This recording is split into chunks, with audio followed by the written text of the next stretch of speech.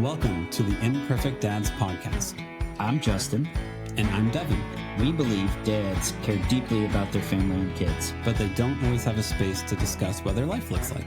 Our podcast is a space for dads to discuss the ups and downs of fatherhood. And how they feel like they're holding it all together. Or how they're not. Thank you for joining us for this episode.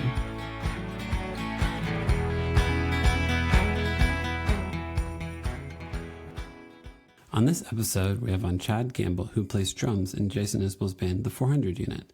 We talked about his daughter going to college, how we both don't really use our college degrees, the early days of playing with Jason, being aware of what type of dad you're being, and his life on tour. And also just like one more thing. Dad, just start the episode. Oh, my bad. Chad, thank you for coming on an episode of The Imperfect Dads. I really appreciate it. Well, thank you for having me, and congratulations for finding the most imperfect dad. That should be the contest. That could be very dangerous to be like, how do you feel like you've messed up your children the most? Have that be one of the questions for all of the dads. So we won't lead with that. We'll get some baseline first. Chad, let's just do some basics. Like, how many kids do you have? I have one daughter, and she is 19. That's where I am with it. And she graduated high school last year. Okay. And then decided to take a gap year. Okay. Yeah.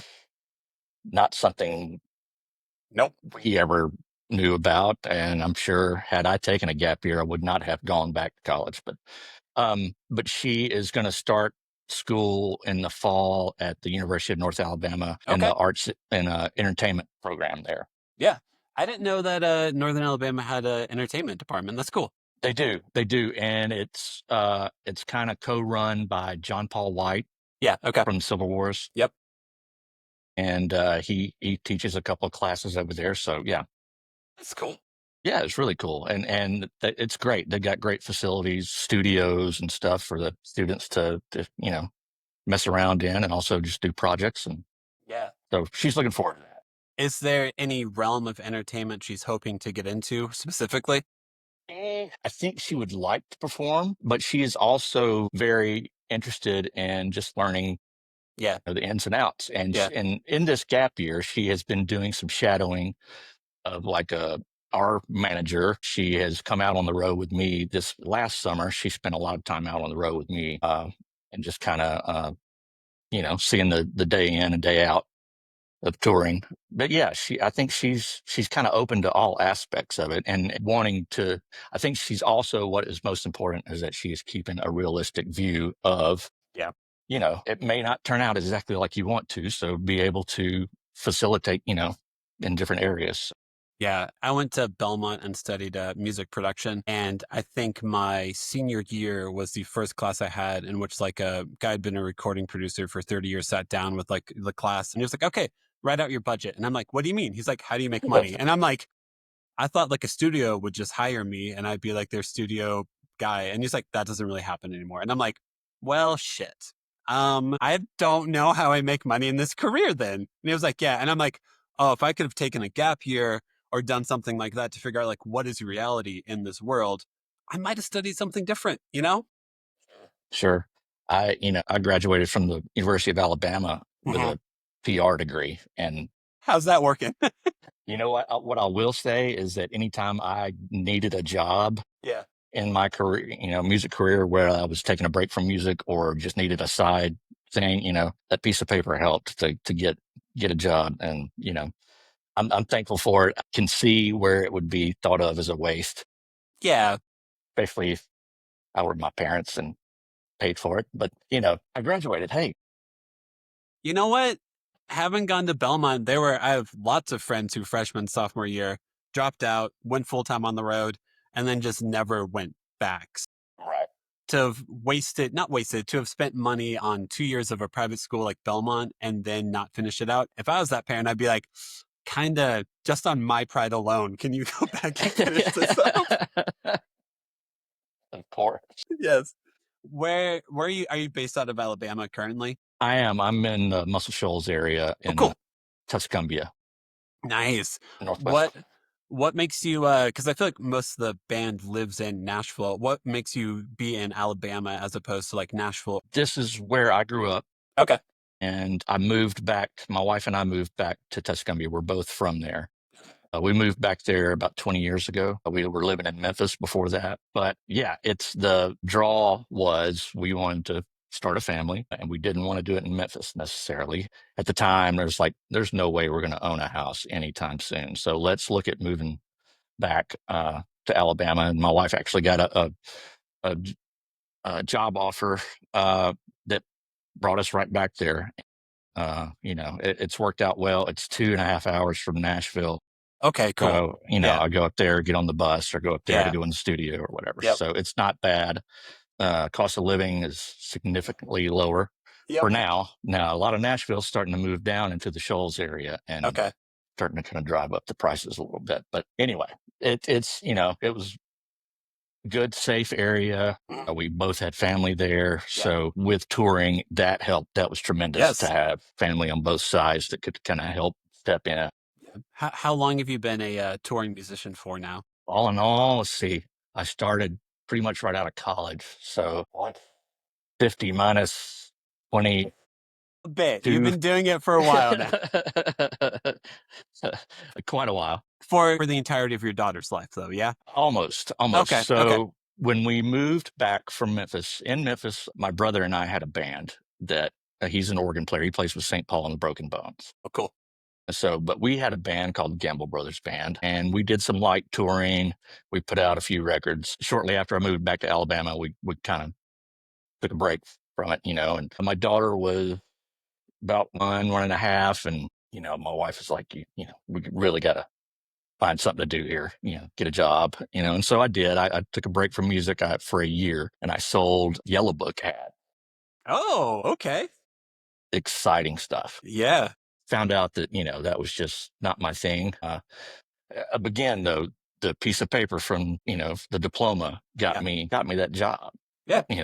And anyway, as the year went on in that job, it just got darker and darker and darker. And my wife was like, okay, if you can find somebody to play with, a working band, I got to be working. You can quit your job. Yeah. Thank God, she saw how unhappy I was. And anyway, so Yeah. next day I go in and quit without having anything lined up. She had one requirement, Chad. One requirement. However, the day after that, Jason called me to fill in on about a week's worth of gigs. Cool. And in that week, they hired me. So, dude, that's lucky. It's the best timing I've ever had in my life. That's amazing. So I did like sales admin work. So like I worked at the CBS affiliate in Nashville. Those people would go out and sell stuff. I would make sure it's input correctly into a system, but it gave me health insurance, dental insurance, and a consistent paycheck. Sometimes you tell yourself that's what's great. But after 3 years of that job, I was like, do I have any creative impulses anymore? Because I just do data entry all day. I'm numb whenever I get to the end of the day. And I think I'm more creative than this, but I don't have the energy to do it. I'm sure you felt similarly selling ads. Yeah.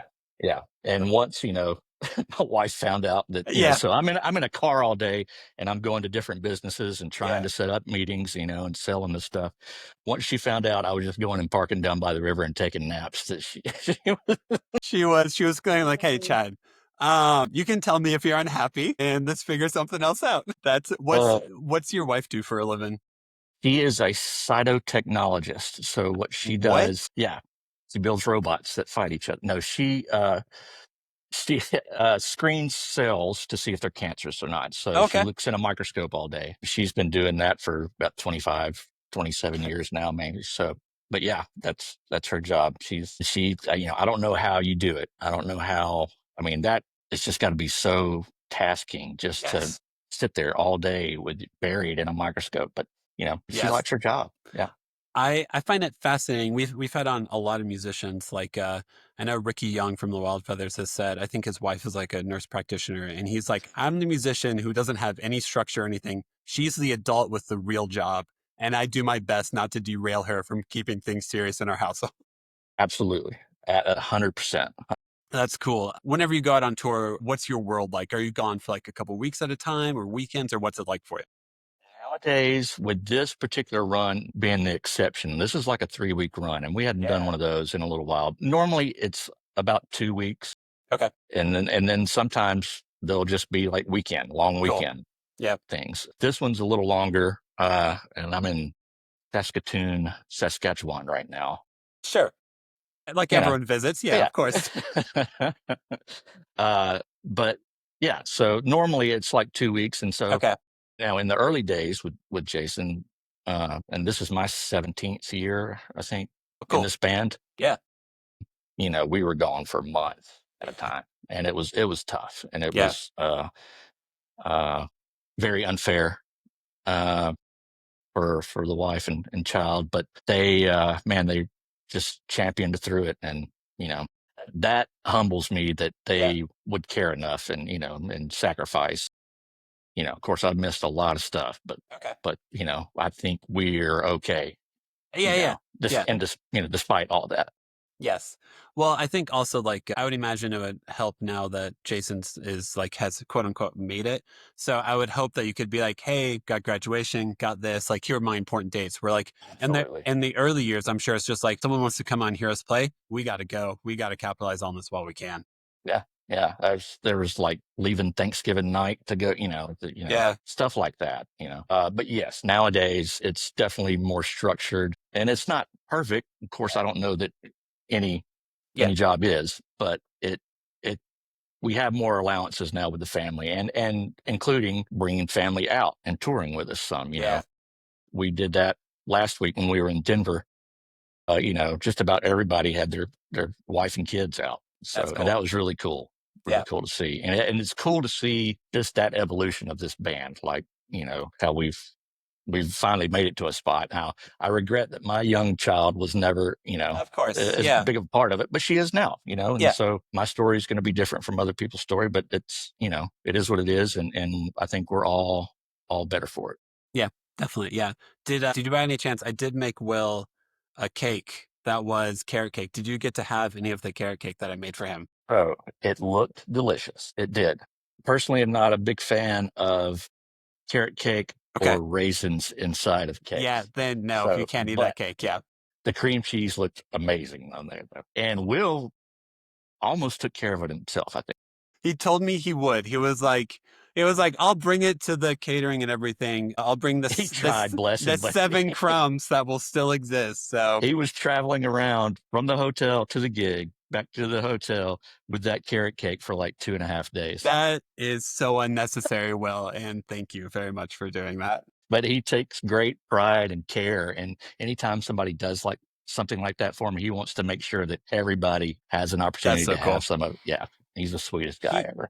He seems like one of the most generous people possible. So without a doubt. And he's been such a blessing to have in this band. Like he was a kind of a light that we needed. yeah, he seems like the ultimate glue and vibe guy. He's just going to be back there having the time of his life and adding and making things better in whatever he does. Yep. 100%. That's awesome. What's it feel like to have a daughter that's about to start college? My oldest is 9. So like that is so far in the future for me. I can't even imagine her being in high school, let alone in college. I'm anxious about it a little because I just know I want her to have all the experiences. Yeah. And I want her to make new friends. Like I still have friends from college that, are the closest friends I have. Yeah. I want that for her, but there is that anxiety of just like, just please just be able to stick with it and, roll with it with whatever, gets thrown at you. I'm very proud though that she is doing it and going to follow through with it. She's very smart. She's going on full scholarship too. Well, so good for her. That's awesome. Good for me. Sorry, once again, paying for college is like a decade away from me. I'm not even, my brain has no concept of the 50 to 60 grand it costs to go to college. I, every now and then throughout her childhood, it would kind of pop in my head, like, what are we going to do? Yeah. But thankfully she got my wife's brains. That's good. That's good. And she, and she has musical talent. So she's got kind of the best of both. Thankfully the brains are there that, are affording to. That's awesome. Will she start in August this year? Yes. Cool. Nice. I feel like that was a big moment in our family. I'm the youngest of three. Whenever my my older brother went to college was a very big like family moment of dropping the kid off. Are you trying to keep that thought away in your brain? Are you anticipating it all? Well, see, the college is only 15 minutes from our house. You're So fine. Never mind I'm then. going to Yeah, be yeah. okay. I think she is going to move out, That's good. Yep. but we're right there, you know. Yeah. So it's comforting. Like we looked at all, like her junior year of high school, we looked at all these liberal arts schools throughout the Southeast. And, some of them were pretty far away. And that left us a little hesitant. But she ended up picking the one there at home. And man, that's great. She's just gonna come home. Just make sure your washer and dryer for laundry are always available on the weekends, because that's probably going to be your reality. But like, um, my mom always really valued Sunday night dinners was like the big family event, and I hope you still have the opportunities to have moments like that in which you can be like, Yeah. "Hey, we're making dinner. I'm sure you're tired of the cafeteria food. Just come on over and eat some food, and then go back." Right. That is like a very just like romantic thought that Yeah, it yeah, you is. want your family to just, yeah. And I think we will. I think we are a pretty tight knit threesome, just the three of us. So yeah, I see that happening. We have a really good relationship. Yeah, you're like fingers crossed. If you want to make your dad happy, please come home every once in a while Exactly. for a dinner. Exactly. Not every night, but No, yeah. I think kids going to college is fascinating for me to even start thinking about because, like, I know when I went to college was the first time I feel like in reality, my like resiliency of the world was really first tested. And I'm now starting to see through like what my parents must have felt of like, oh, your kid's about to leave the house and deal with the real world. That I really hope I set you up for success. yes. Yes. Yes. And you're talking about it being a big moment when your older sibling went, but my brother, who's 5 years older than me, the day he left for college, like, it's like, okay, it's just me here Yeah. now. Yep. What? It's a lot of pressure. My wife, she's also the youngest of three, and we both talk about how like we have three kids, and for our youngest, we're like now we're gonna rethink what our final years of high school were like so drastically differently because we're gonna see our son be at home for like his last years of high school and everything after dealing with two older sisters for so long. And I'm like, parenting is fascinating because it makes you rethink your own childhood so much. Yeah. Yeah. Yeah. Yeah. Absolutely. And you adjust to, Yes. depending on what your parents were like. Yeah. We all have different stories there, but Yep. the good and the bad. Yeah. If you can recognize the bad and not bring that with you to your own table, then that's you've made it. In my opinion, and that's some work I had to do too. Is like stuff that you learn Yes. as a kid and you think you're supposed to do as an adult, and Yep. it's not that way at all. Not at Shouldn't be all. that way. No, I think so much of being a parent is overanalyzing your childhood basically because you do start to realize like you do hear it's humorous but not humorous because you hear yourself respond to your child and you're like that wasn't me, that was my dad. And then you're Exactly. like wait, why did my why did I just respond like that? Then you analyze that. Then you're like, well, why did my dad respond like that? Then you analyze that. Then you're like, well, he probably learned that from his dad. Well, why did my grandpa? You look up and you're like, oh, the timer's been dinging on the microwave for like 5 minutes and I've missed it this whole time. It's what they don't tell you about being a parent is you will just end up in these time warps where you're like, That's right. what is happening here? That's right. Yeah. Yeah. I'm a big advocate for whenever you become a parent and those moments happen to figure out, find a good therapist, find a good counselor, because some of that you're able to process on your own and some of it you aren't. How did you process that in your own life? I think I don't know when it exactly happened, but at some point I realized that I was taking on some of the traits, the bad traits, and that I've not had professional help with it, Sure. Yeah. but I did do work on myself, Yeah. to make sure that I cut those things out of my life and my behavior. And it's a working process every day. But I think just being aware of that Yes. was like that's a huge, huge thing. Because you can just be on autopilot doing what you've learned and not always the best thing, not always the best route. Nope. I think I hope every parent has the ability to like listen to themselves because like whenever you do the things where you're like, oh, who was that person who just responded to your kid like that? if that still sits with you like an hour later, your body and psyche is trying to tell you messed up. Yeah. So it's not fun. It's not, but also it's the hope of that, like, whatever made you feel isolated and small as a child, you aren't doing to your own kids. And that's what I kind of took on was, it stops here, Yeah. It's, Yeah. Yeah. that kind of lineage is not going to keep on, Yep. Yep. Which is what it is. It's, I'm glad you, have been able to see that within your patterns and everything to look up and be like, I need to stop being this person. Yeah. Yeah, for sure. So to talk about tour life a little bit more. So you guys were in Denver last week. Did you get to do, whenever your daughter comes out on tour with you, are you able during the day to like do fun things with her, like do some sightseeing or something like that? Or how do you make sure to connect with your wife and daughter if they do come out on tour for a couple of days? Right. When they do come out, yeah, we do. We take full advantage of it, That's awesome. and we're able to now. Old days, you'd be flying in by the seat of your pants and throw and go. But now we're able to kind of enjoy the surroundings and get out and do stuff. This time in particular, though, my daughter and her boyfriend came out to Denver. That's cool. So I barely saw them. They were out doing stuff on there. They did a ghost tour. They went to museums. They, Yep.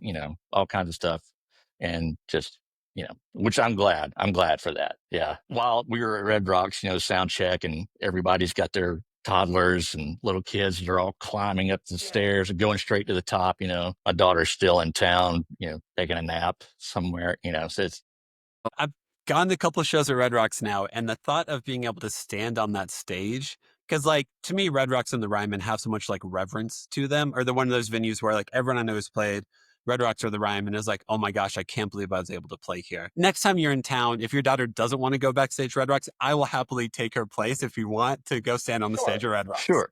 Now that's not to say, yeah, in years past she has come there and she's Okay, done good. the tour. She's been backstage and up to the top and signed her name on the inside wall and all that stuff. So, it's just a different age now. I'll get there when I get there. I've seen it. Yep. But you're right though. That stage in particular, looking up, it's just like a straight line of people, just a huge wall of people. And thankfully, we did have a sold out crowd last That's week. awesome. And it's really breathtaking to see that many people just on top of you. Yep. And we had great weather, man. You did. Yes. We lucked up. It's been cold the past few times we've done it. Yeah. What, you mean that Colorado Springs show wasn't the warmest show? Lord, it was the first night of the tour, and old bones and joints just freezing up there. Yeah, yeah. It's part of the gig. It's part of the life. So yeah, that's awesome. Right. Whatever. I've tried to play guitar in 40 to 50 degree weather as well, and keeping that guitar in tune is just like, why am I doing this? What am I trying to do out here? Yeah, whether it's the guitar or your fingers themselves, it's the blood needs to be able to make it to your fingers to be able to use them. Exactly. So that's awesome. Can't play with mittens on either. No, you can't. Well, I mean, you'll just start doing jazz renditions of all the songs, and then starts like, or get in tune with your inner cat and start hitting. Or just a lot of slide, maybe. Yeah, that's it. Well, I'll figure out how to make a pair of mittens that has a slide, like in like where the ring finger is, for Colorado concerts specifically. That's what we'll do. Yeah. A common thing with musicians is the hilarity to me of you go and play Red Rocks. It's a sold out show. You've got thousands of people there to watch you play. And then you go back to your kid and your kid's like, cool, sounds good. Does your daughter do that to you where you're like, oh man, I got to play Red Rocks? And she's like, man, so what? No, she actually, she's impressed. And like last summer, we were doing some opening dates for Zach Bryan and doing all these stadiums. And that really impressed her, the stadiums, Of course, nobody was there to see us, but played Gillette Field. We played, Detroit. We played, Dallas, probably never do it again, but. Yeah.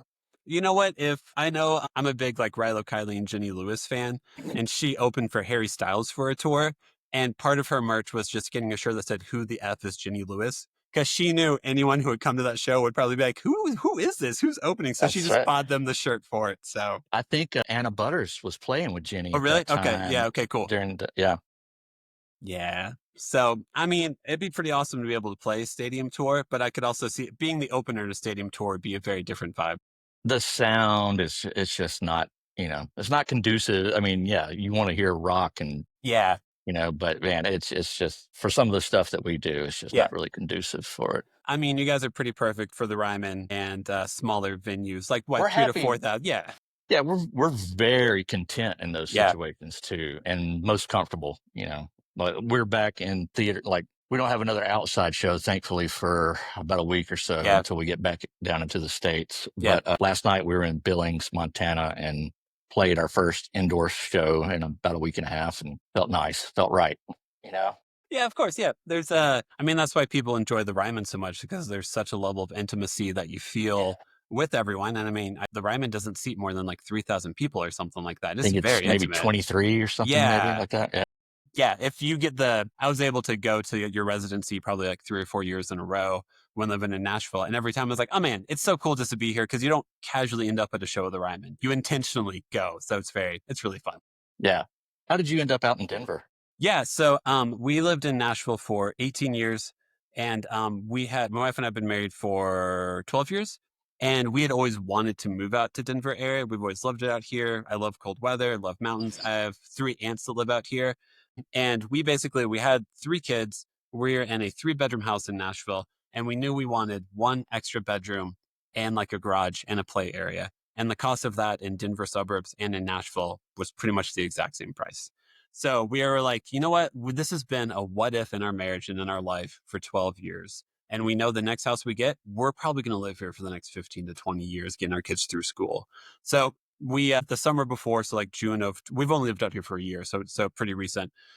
June of 2023. Actually, I'm a stay-at-home dad. My wife works remotely, so it's no issue for us. So we spent a whole month out here in June of 2023 just to be like, are we overhyping this? What are we doing here? And we were like, oh, there's no mosquitoes, there's no humidity.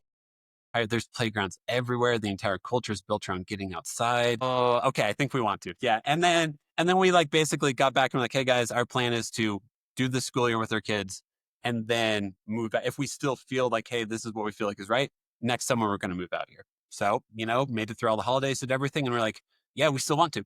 So, That's great. yeah, That's awesome. did the big move.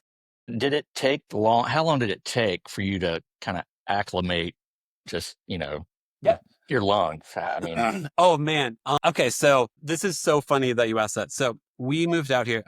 Originally from Evansville, so southern Indiana. So we put our house on the market late May. Spent a month in Evansville waiting for it to sell, making sure everything would go through with that. And then in July, did the drive out here to Denver. Rented a house or rented a space for like 2 months or so. On the drive out, our car got stolen.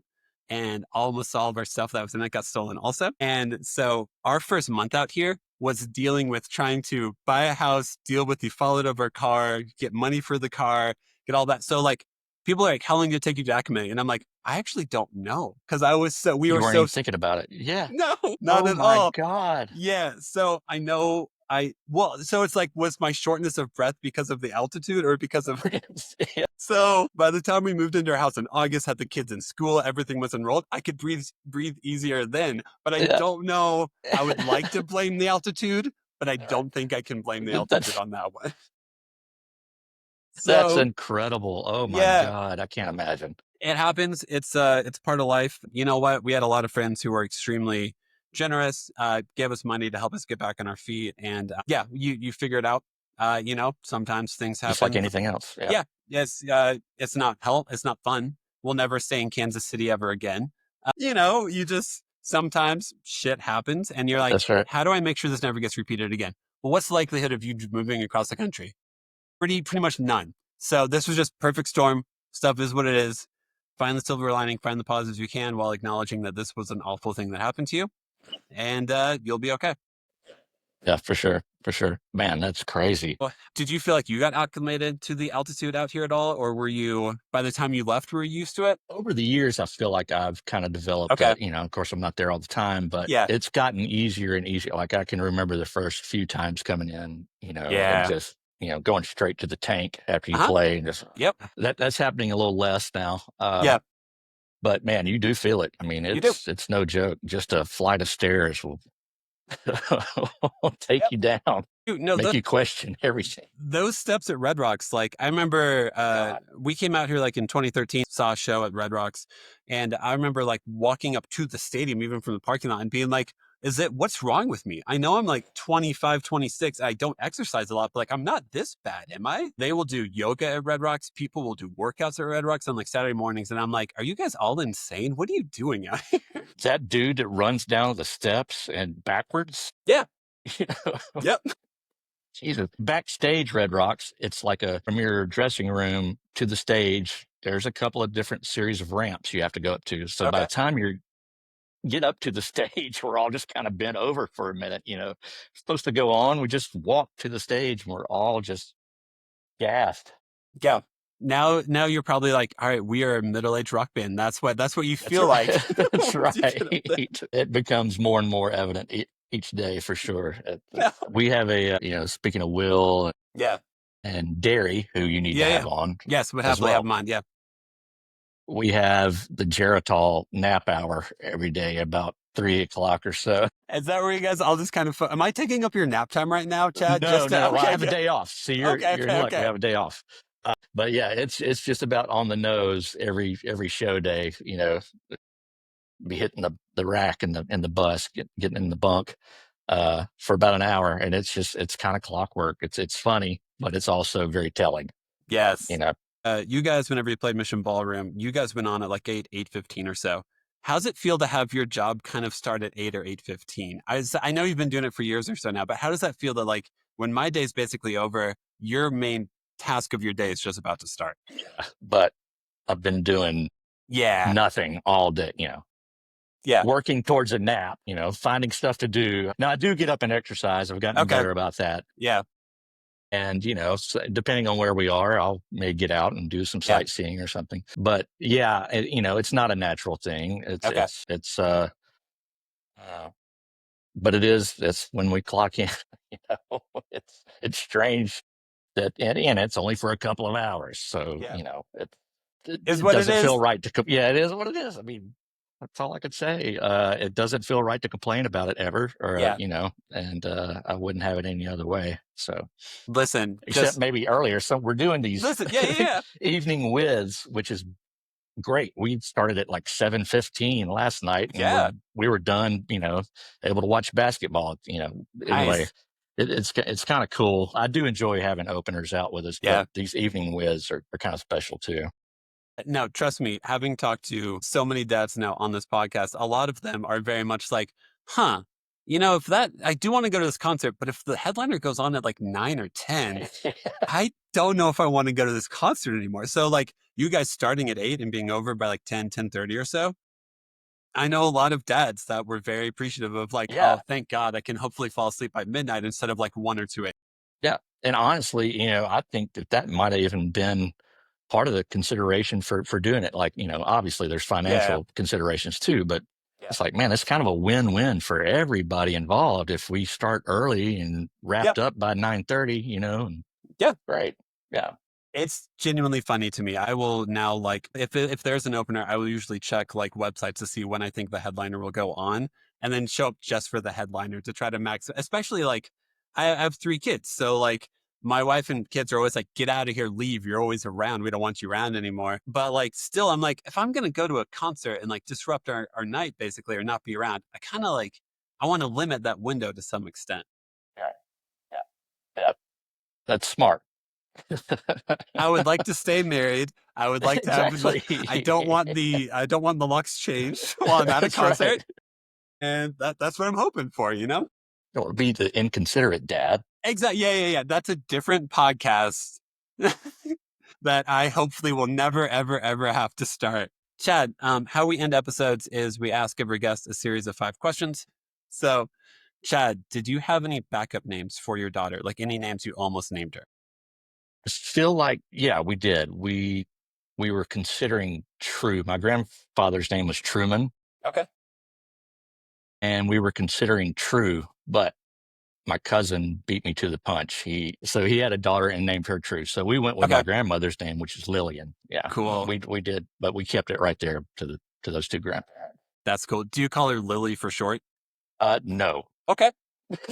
Do not do that. Noted. How to stay on her good side. It's Lil or Lillian. Okay. Yeah. Okay. Yeah. I call her Lil, That's unless sweet. she's in trouble. I thought my mom always told me middle names are how you know whenever you're in trouble. That's why they exist. Yeah. Yeah. Mine is David Chadwick Gamble. And if you heard that, it's, oh my Lord. But yeah. Wasn't Like, going to be good. I don't know what I did. I'll just go ahead and lock myself in my room because this is where I'm going to be for the next month. Next question. Do you have a favorite TV or movie dad? Ooh. Yeah. TV or movie dad. Man, I think I will always come back to Michael Keaton, Mr. Mom.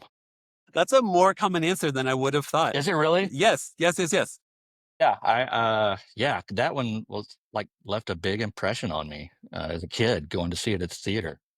Do you think that movie, like, I haven't watched the movie in a long time. Do you think that movie still stands the test of time? Like, if you watched it, okay, does it? Okay, cool. I have seen it in the past couple of years. Yeah. Okay, cool. It's any movie in the 80s. I'm like, is this going to be the same? Plenty of questionable ones. Yeah. But I think this one holds up. Yeah. I always love like thinking about like Goonies and Gremlins because they were like technically children's movies. And I'm like, there's a lot of murder in these movies. That's right. Like, you guys killed a lot of people in front of, okay. I wouldn't let my kids watch. Like, that's one of the things where you get to be an adult and you're like, hey, what'd you watch as a kid? I watched Gremlins. Okay, go put it on for your kids. Oh, God, no. I would know. I'm not dealing with the nightmares from this movie. No, thank you. That's true. Gremlins. Dude, they put an old woman in the lifted chair and launch her out of a house. Like, it's comically murderous, I guess. And didn't one of them get chopped up in a blender? Yeah, too? no, yeah. Like, there's so much. Yeah. No, there's melt in sunlight. No, there's lots of things where I'm like, what were you on in the 80s? That's right. We'll never know. Next question. You might not have this anymore. Whenever your daughter was younger, did you have a go-to replacement curse word? Whenever you wanted to curse, but you knew you shouldn't curse? Or did you just say the curse word? I'm so bad about it, about letting them fly. I don't know that I ever did have a replacement, I think I could temper just not to say anything, maybe. Okay. Would be. You just did angry sound effects more than angry words? Yeah. I'm real good with like body language and stuff like that. Yeah. Okay. That's awesome. Next question. Do you have a favorite kid's toy or activity, like something you would do with your daughter that you really enjoyed doing? Yeah, we like to get out on the water. Yeah. We like to go get out on the boat. That's kind of our thing we look forward to every year is lake time. Yeah. Yeah. And that's been a big part of our life. That's cool. Yeah. That's awesome. And then last question, is there a moment of your kid's life that you're most excited to be a part of or to see them like accomplish in their life? Yeah. It's what we started off with. Yeah. Just seeing her enter this next phase of adulthood too, that, she's already shown a lot of growth in responsibility and awareness of her heart is in the right place and she has a good head on her shoulders. So yeah, just coming up, starting this next phase is very exciting, but also a little anxious. So, That's reality, man. I mean, I think it's normal. Yeah. Yep. Even the thought of my oldest starting, I mean, she's only in third grade, but knowing that she'll be in middle school like in 2 years from now, I'm like, it immediately makes you go inward and be like, what was my middle school like? Oh God, is that what's ahead of her? Oh my God. It is. I'm sorry, but it's what's ahead of her. I mean, it was awful. It's like middle school and high school were pretty terrible in our, our experience. My daughters are 23 months apart, which means at some point in time, we'll have like a 16 and a 14-year-old. And I'm just going to look at my son and be like, listen, I'm sorry. Yes, that's right. just stay quiet and stay out of the way, man. Exactly. And you'll survive. You'll be okay. Read the signs. Yeah. Yep. Just if you wanted to do any like self-promotion, so like promote like your Instagram handle, tours, anything like that, if you wanted to self-promote at all. And you can find where we're going to be, jasonisbell.com and the Chad Gamble at Instagram. Yeah, man. Thank you so much for doing the call. I really appreciate it. Yeah, it's really fun to be able to do it. Next time you're in Denver, I'll be here. So okay. I'll make sure to ask you what baked good you want, and I'll make sure it doesn't have carrots or raisins in it. All right. And then we'll work all that out. No healthy stuff. That just sounds healthy. And cake, I don't, come on. It wasn't that there was a layer of cream cheese in the middle of it. I saw in the middle. Okay. Yes. On top and the middle. Okay. Yes. Yeah. So Listen, we'll figure out what your baked good is going to be. Okay. And if you want like something deep fried, I can figure it out. I'll do it, but I'll make it as unhealthy as possible for you. Okay. Deal. Awesome. But yeah, man, I appreciate it a lot. Thanks so much for your time, Chad. Yeah. I'm going to go eat some poutine. Do it. Love it. See you, Chad. Have a good one. All right, brother. Thank you. Bye. Thanks. Bye. Thank you for listening to the episode. Make sure to follow us on Instagram at The Imperfect Dads Podcast. And make sure to subscribe and rate us 5 stars wherever you listen to us. The music is provided by the Wildfeathers. And all episodes are produced and edited by me. Make sure to tune in Mondays for new episodes.